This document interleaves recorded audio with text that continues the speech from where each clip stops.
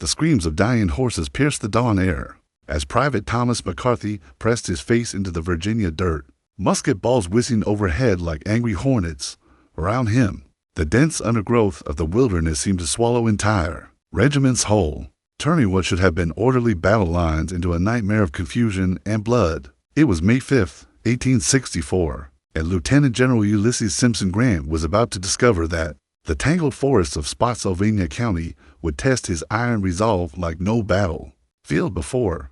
Grant had crossed the Rapidan River with over 100,000 men of the Army of the Potomac, confident that his spring campaign would finally bring Robert Edward Lee's Army of Northern Virginia to its knees. The diminutive general, perpetually chomping on a cigar, had earned his reputation in the Western theater through relentless aggression and an almost supernatural ability to recover from setbacks. President Abraham Lincoln had summoned him east, precisely because previous Union commanders had failed to press their advantages against the wily Confederate general, but Lee had been waiting. From his headquarters near Orange Courthouse, the gray-bearded Confederate commander had watched Grant's massive columns snake across the pontoon bridges at Germanna and Ellie's fords. Lee understood the wilderness better than any living soul. Its maze of second-growth timber, impenetrable thickets, and narrow dirt roads that seemed to lead nowhere. Here, Grant's numerical superiority would mean nothing. Here, the forest itself would become Lee's greatest ally. Major General Gouverneur Kemble Warren's 5th Corps had been the first to encounter Confederate resistance near the crossroads settlement of Wilderness Tavern.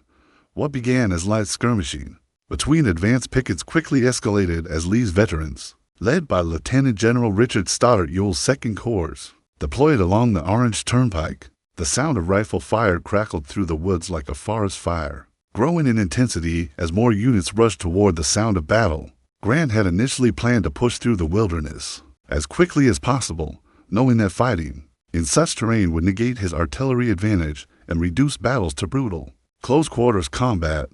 But Lee's aggressive response forced the Union commander's hand. Standing outside the Wilderness Tavern, Grant studied his maps while aides brought reports of mounting casualties. The heavy undergrowth made coordinated movements nearly impossible, and entire brigades were becoming separated from their parent commands, as recorded in contemporary accounts. From the New York Herald's battlefield correspondent, the fighting took on an almost primeval character as soldiers struggled through brambles and deadfall, often unable to see their enemies until they were within arm's reach. The thick canopy blocked out most sunlight, creating an eerie twilight even at midday.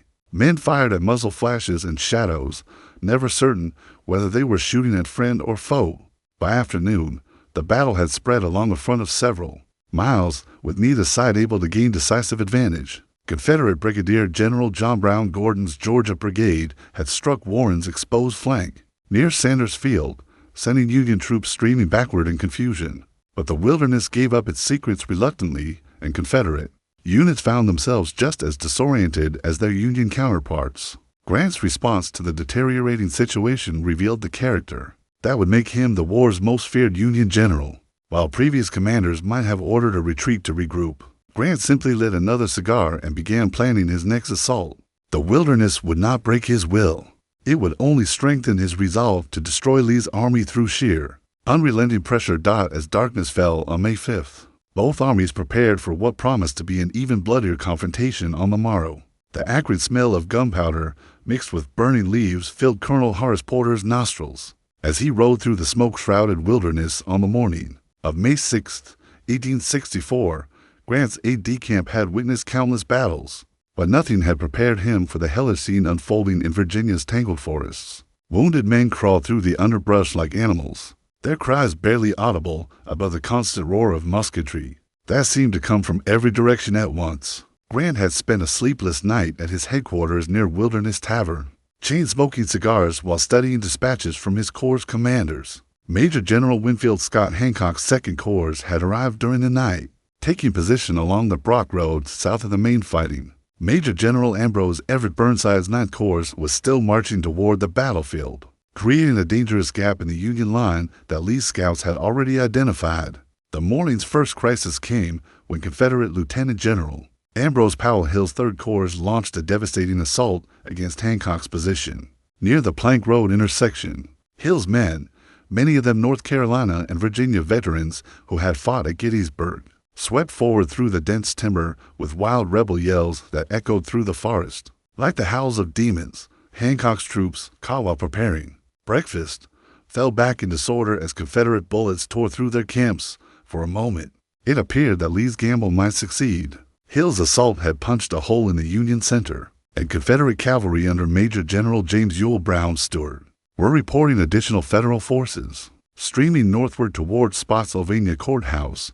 But Grant's response demonstrated why Lincoln had placed such faith in the Western Theater veteran rather than panic. Grant calmly ordered Burnside to accelerate his march, while directing Warren's Fifth Corps to wheel southward and strike Hill's exposed flank. The thick forest that had initially seemed like such an obstacle now worked in Grant's favor, concealing his troop movements from Confederate observers. As recorded in military historian Bruce Catton's accounts, Grant's battlefield management during the wilderness fighting showed a tactical flexibility that his predecessors had lacked. The turning point came when Lieutenant General James Longstreet's First Corps, Lee's most reliable unit, finally arrived on the Confederate right flank. Longstreet's men had marched through the night from their positions near Mechanicsville, and their arrival stopped Hancock's counterattack cold.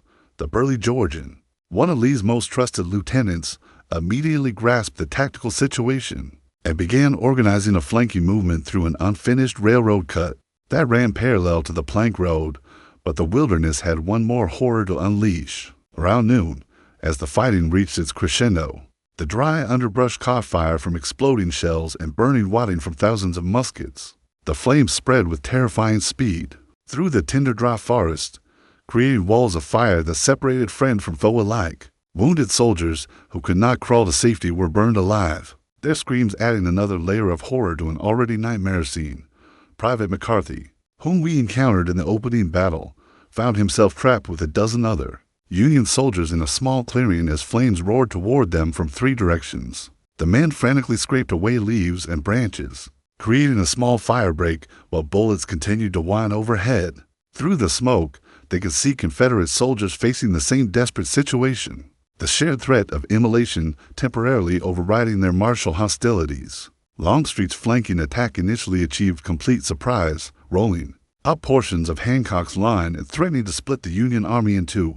But fate intervened when Confederate troops, confused by the smoke and dense terrain, accidentally fired on Longstreet's party, severely wounding the Corps' commander. The loss of Longstreet's leadership at this critical moment allowed Hancock to stabilize his position and prevent a complete rout. As the sun set on May 6th, both armies remained locked in their deadly embrace. Neither able to achieve decisive victory, the forest fires continued to burn through the night, their glow visible for miles and casting dancing shadows on the faces of exhausted soldiers who had survived one of the war's most savage encounters. The morning of May 7th, 1864, dawned gray and smoky over the wilderness, where the stench of death mingled with the lingering smoke from forest fires that had consumed nearly 1,000 acres of Virginia timber. Brigadier General Horace Porter found his commander, Lieutenant General Ulysses Simpson Grant, sitting on a camp stool outside his tent, methodically whittling a piece of wood while contemplating his next move. The previous 2 days had cost the Army of the Potomac nearly 18,000 casualties, more than many entire battles had produced. Around the Union camps, exhausted soldiers cleaned their weapons and tended to wounded comrades while burial details worked to enter the dead before the Virginia heat made their task unbearable. Many corpses lay scattered throughout the burning forest, beyond reach of recovery parties and destined to become part of the wilderness's grim legacy. The psychological impact of the fighting was evident in the hollow stares of veterans who had thought themselves immune to war's horrors. Lee's Army of Northern Virginia had suffered equally grievous losses, perhaps 15,000 men killed, wounded, or missing. The Confederate commander had gambled everything on destroying Grant's army in the tangled forests, where artillery and numerical superiority counted for nothing, for 2 days. His strategy had worked brilliantly, but Grant had refused to break. Now, as dawn broke over the smoldering battlefield, Lee waited to see whether his opponent would follow the pattern established by previous Union commanders and retreat across the Rapidan River. The critical moment came when Grant's staff gathered around their commander's tent to discuss the Army's next movement. Major General George Gordon Meade, the Army of the Potomac's nominal commander, argued for withdrawal to refit and reorganize his corps' commanders. shaken by the ferocity of the fighting and the Army's heavy losses, seemed to agree the Wilderness had bloodied them as no previous battle had done, and conventional military wisdom suggested retreat to lick their wounds. Grant listened to these arguments in silence, continuing to whittle while his subordinates made their case for caution. When they finished, he stood slowly and tossed the wooden shavings into the smoldering remains of the previous night's campfire. His words, recorded by multiple witnesses and later preserved in War Department records, would become one of the conflict's most significant moments.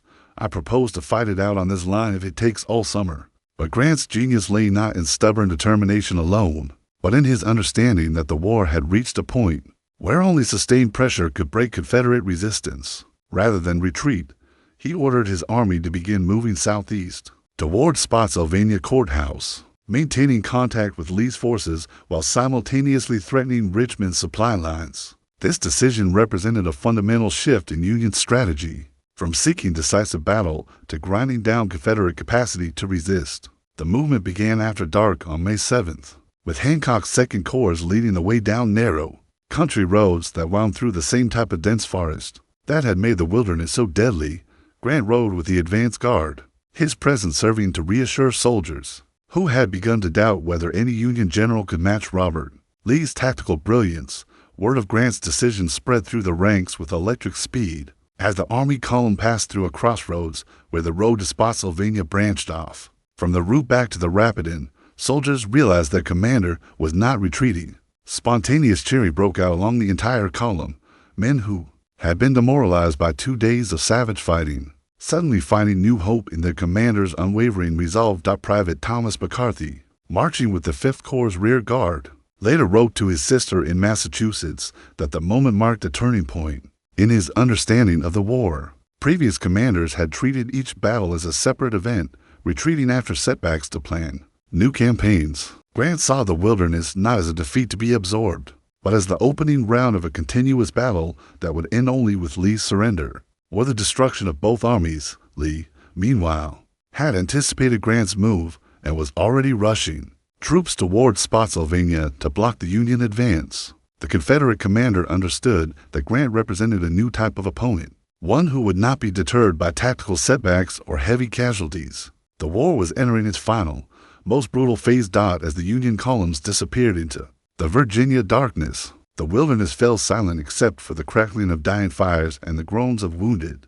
soldiers left behind in field hospitals. The battle was over, but the campaign had only begun. The thunder of hoofbeats echoed through the pre-dawn darkness as Major General Philip Henry Sheridan's cavalry scouts raced southward along the Brock Road, desperately trying to reach Spotsylvania Courthouse before Confederate forces could block Grant's advance. It was May 8, 1864, and the outcome of the entire campaign might depend on which army first seized the vital crossroads that controlled access to Richmond's northern approaches. Grant's decision to continue south rather than retreat had caught Lee's army in a moment of vulnerability, but the Confederate commander's tactical genius was never more evident than in his rapid response to this new threat.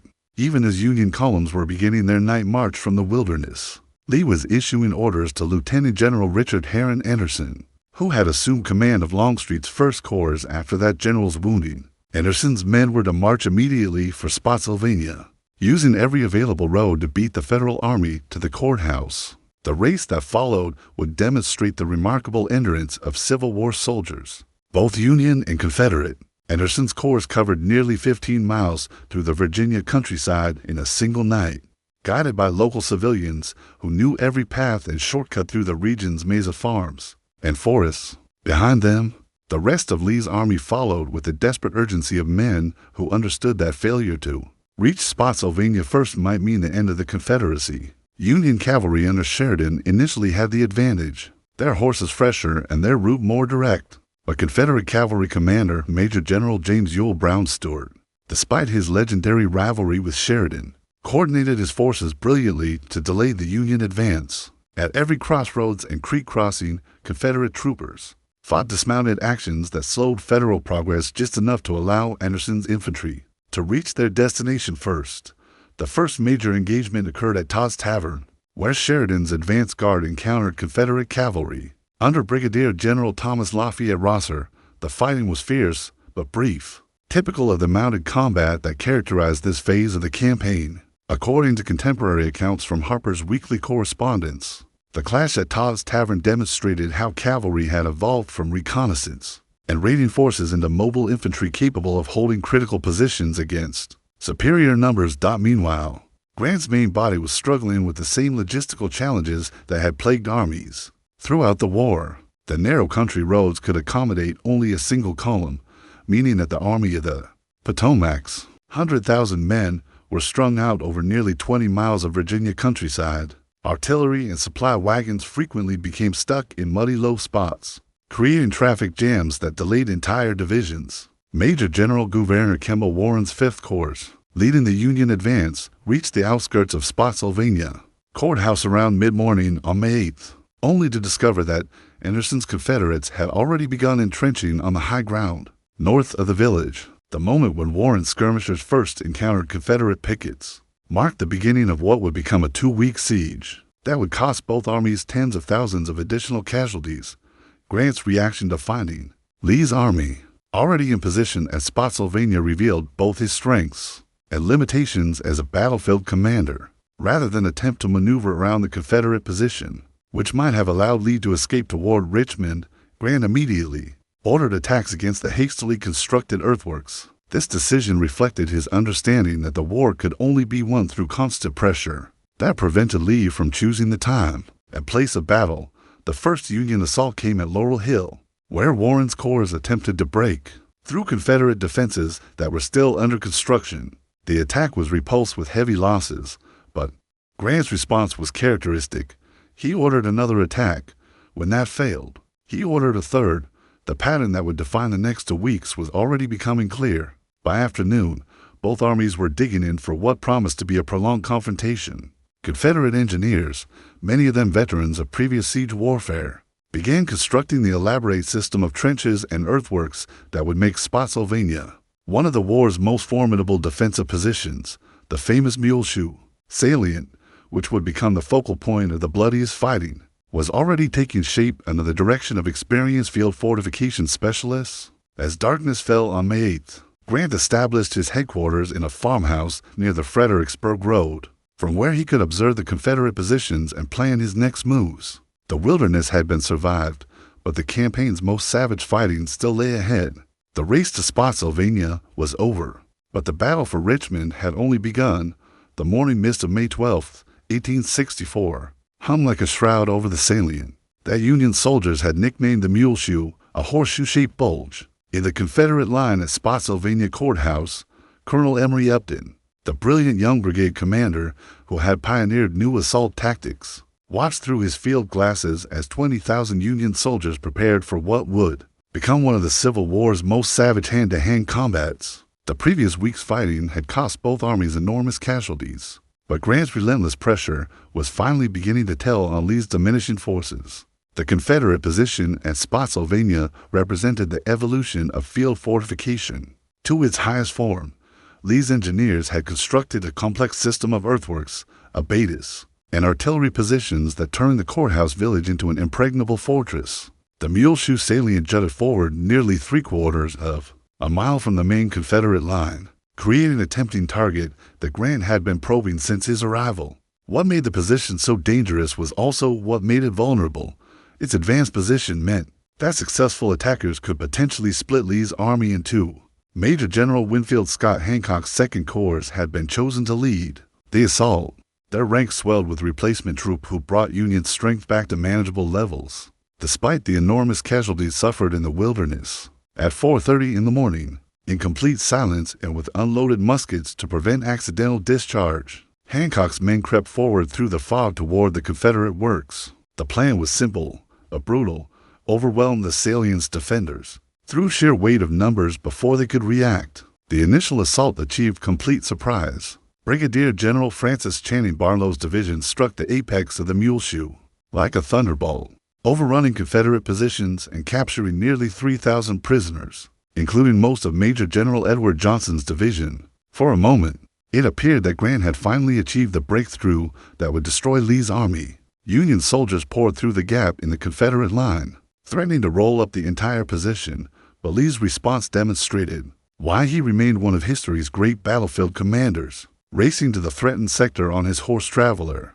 the Confederate commander began personally organizing a counterattack using every available reserve. When his men saw their beloved general preparing to lead the charge personally, they surrounded him with cries of "Lee to the rear," and pushed forward with desperate fury to seal the breach in their line. The fighting that followed defied description, as recorded in post-war accounts by participants from both sides, including those preserved in the official records of the Union and Confederate armies. The combat at the Bloody Angle became a 20-hour nightmare of close-quarters violence. Men fought with bayonets, rifle butts, and even bare hands across earthwork slippery with blood and rain. The constant musket fire was so intense that it cut down an oak tree 22 inches in diameter, the stump of which became a famous battlefield monument.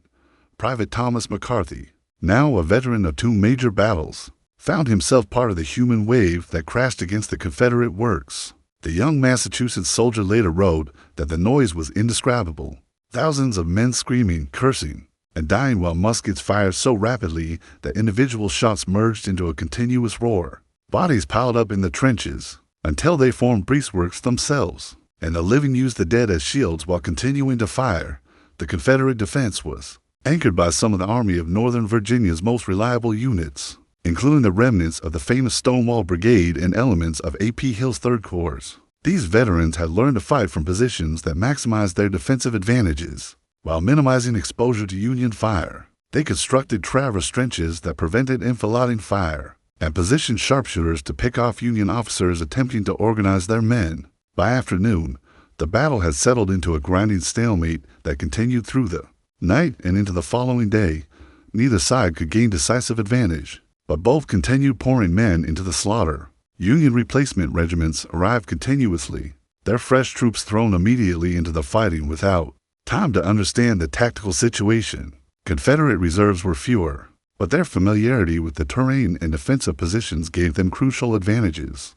The climax came when both sides attempted simultaneous attacks. During a thunderstorm that turned the battlefield into a quagmire, lightning illuminated scenes of unprecedented carnage as men slipped and fell in mud mixed with blood, their weapons clogged with dirt and often useless. The storm seemed to mock the human violence below, washing the blood from corpses only to have it renewed by fresh casualties. When the fighting finally ended on May 13th, neither side had achieved decisive victory, but the strategic situation had changed fundamentally. Lee's army had held its position, but at a cost in irreplaceable veteran soldiers that the Confederacy could not afford.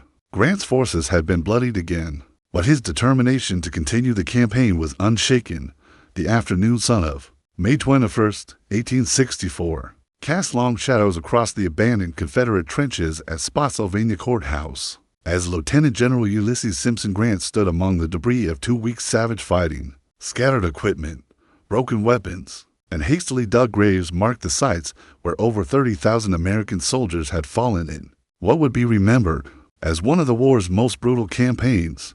Yet as Grant surveyed the carnage, his weathered face showed not despair, but grim satisfaction. Robert Edward Lee's army was finally retreating. The Confederate withdrawal had begun during the night of May 20th, Lee's veterans slipping away from positions they had held for nearly 2 weeks. The movement was executed with the skill that had made the Army of Northern Virginia legendary, but it represented a fundamental shift in the campaign's dynamics. For the first time since Grant had crossed the Rapidan River, Lee was reacting to Union initiatives rather than dictating the terms of engagement. The relentless pressure that Grant had maintained since the Wilderness was finally breaking Confederate resistance.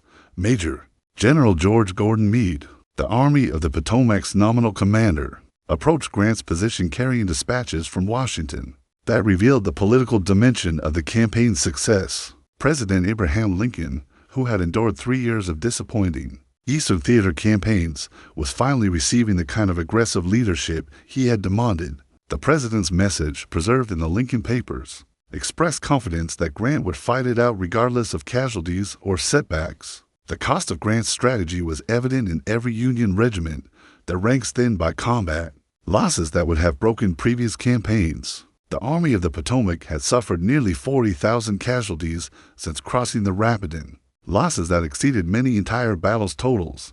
But Grant's genius lay in understanding that The Confederacy's ability to replace such losses was far more limited than the Union's. Every Confederate veteran killed or wounded at the Wilderness, Spotsylvania, or the smaller engagements between was irreplaceable.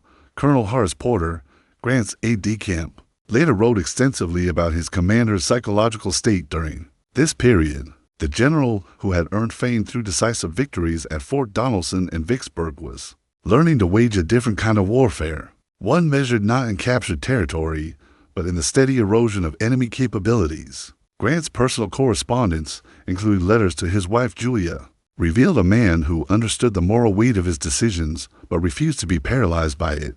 The strategic situation that emerged from the Spotsylvania fighting marked a turning point in the Civil War's final phase. Lee's army, though still formidable, was being forced into an increasingly defensive posture that limited its ability to threaten Union territory or seek decisive battle on favorable terms. The initiative had passed permanently to Grant, who could choose when and where to apply pressure, while Lee could only respond to threats against Richmond's increasingly vulnerable supply lines.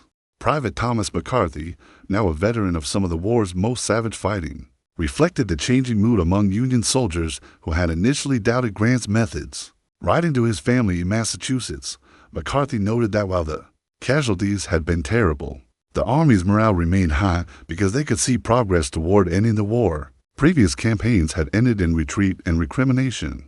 Grant's campaign continued southward toward Richmond despite setbacks. The Confederate perspective was captured in the diary of Staff Officer Charles Scott Venable, who served on Lee's staff throughout the campaign. Venable noted that while the Army of Northern Virginia had fought magnificently and inflicted enormous casualties on Grant's forces, the strategic situation was deteriorating. The Army's numerical strength was declining faster than replacements could arrive, and the constant fighting was wearing down even veteran units that had previously seemed invincible.